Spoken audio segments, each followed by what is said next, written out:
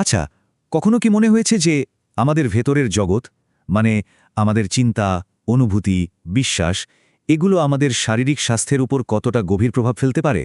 আজকের এই আলোচনাতে আমরা মনের সেই অবিশ্বাস্য ক্ষমতা নিয়ে কথা বলবো যা আমাদের শরীরকে সুস্থ করে তোলার শক্তি রাখে। তো চলুন একদম মূল প্রশ্নটা দিয়েই শুরু করা যাক। আমাদের মন কি আসলেই এতটাই শক্তিশালী যে তা আমাদের শারীরিক সমস্যা সারাতে সাহায্য করতে পারে? আসুন এই রহস্যের গভীরে ঢোকা যাক। আমাদের আজকের এই পুরো আলোচনাটা কিন্তু মনোবিজ্ঞানী এবং চিকিৎসাবিজ্ঞানী জোয়ান বোরিসেঙ্কোর লেখা একটি অসাধারণ বইয়ের উপর ভিত্তি করে।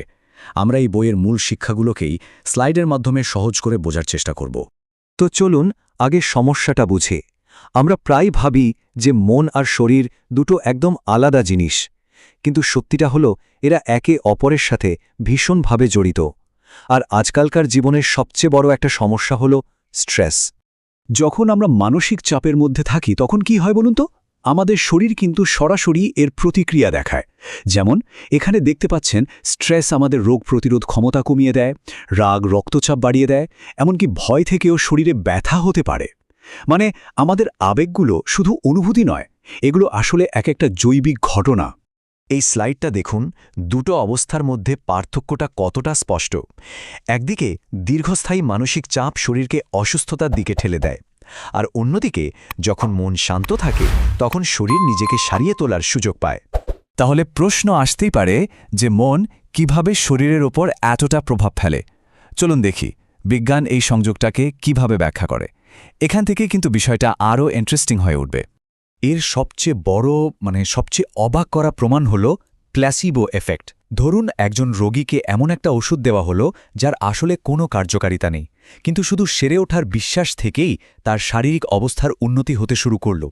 এটাই প্রমাণ করে যে আমাদের বিশ্বাস শরীরের ওপর সরাসরি কাজ করতে পারে।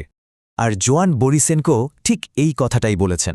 এই উক্তিটা প্লাসিবো এফেক্টের শক্তিকে এক কথায় বুঝিয়ে দেয়। আমাদের মন এতটাই শক্তিশালী যে নিরাময়ের বিশ্বাস থেকেই শরীর নিজেকে সুস্থ করার কাজ শুরু করে দিতে পারে। আচ্ছা, আমরা তো সমস্যাটা বুঝলাম, এর পেছনের বিজ্ঞানটাও জানলাম। এখন কথা হলো আমরা নিজেরা কিভাবে মনের এই শক্তিকে নিরাময়ের কাজে লাগাতে পারি। এই অংশে আমরা কিছু ব্যবহারিক উপায় দেখব। বইটিতে নিরাময়ের জন্য 3টে মূল কৌশলের কথা বলা হয়েছে।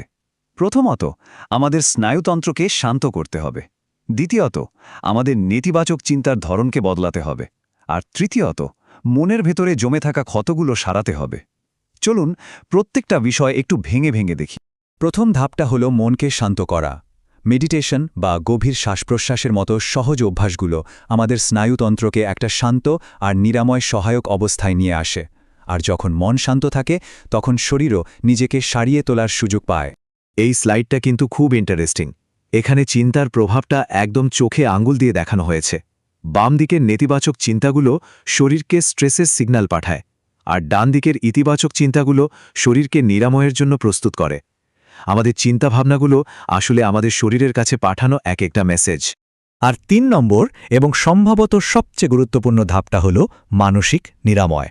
আমাদের মনে জমে থাকা পুরনো রাগ, কষ্ট বা অপরাধবোধ আমাদের শরীরেও এক ধরনের চাপ তৈরি করে। এই আবেগগুলো থেকে মুক্তি পাওয়াটা শুধু মানসিক শান্তির জন্যই নয়, শারীরিক স্বাস্থ্যের জন্যও খুব জরুরি। কিন্তু এই বইয়ের শিক্ষাটা শুধু মন আর শরীরের মধ্যে আটকে নেই, বরং এটা নিরাময়কে আরও বড়, আরও সামগ্রিক একটা দৃষ্টিকোণ থেকে দেখে। সত্যিকারের নিরাময় আসলে 3টি আলাদা স্তরে কাজ করে। এই যে দেখুন, নিরাময় আসলে একটা বহুমাত্রিক প্রক্রিয়া। শারীরিক চিকিৎসা তো একটা অংশ মাত্র। এর সাথে মানসিক শান্তি মানে আমাদের আবেগগুলোকে বোঝা আর নিয়ন্ত্রণ করাও জরুরি। আর আধ্যাত্মিক নিরাময় মানে হলো জীবনের একটা বড় উদ্দেশ্য খুঁজে পাওয়া, যা আমাদের মানসিক শক্তি যোগায়। এই 3টা যখন একসাথে কাজ করে তখনই সত্যিকারের নিরাময় সম্ভব হয়। তাহলে পুরো আলোচনা থেকে আমরা কি শিখলাম? সবচেয়ে বড় শিক্ষাটা হলো আমাদের মনই আমাদের সবচেয়ে শক্তিশালী নিরাময়ের সরঞ্জামগুলোর মধ্যে একটা। যখন আমরা স্ট্রেস কমাই, ইতিবাচক চিন্তা করি আর আশা ধরে রাখি, তখন আমরা শরীরের সুস্থ হওয়ার জন্য সবচেয়ে ভালো পরিবেশটা তৈরি করি। তো এই বিশ্লেষণটা শেষ করার আগে একটা প্রশ্ন সবার জন্য রেখে যেতে চাই। একবার ভেবে দেখুন তো, আমরা কি সব সময় বাইরেই নিরাময় খুঁজি, যখন কিনা সবচেয়ে শক্তিশালী ঔষধটা হয়তো আমাদের নিজেদের ভেতরেই লুকিয়ে আছে?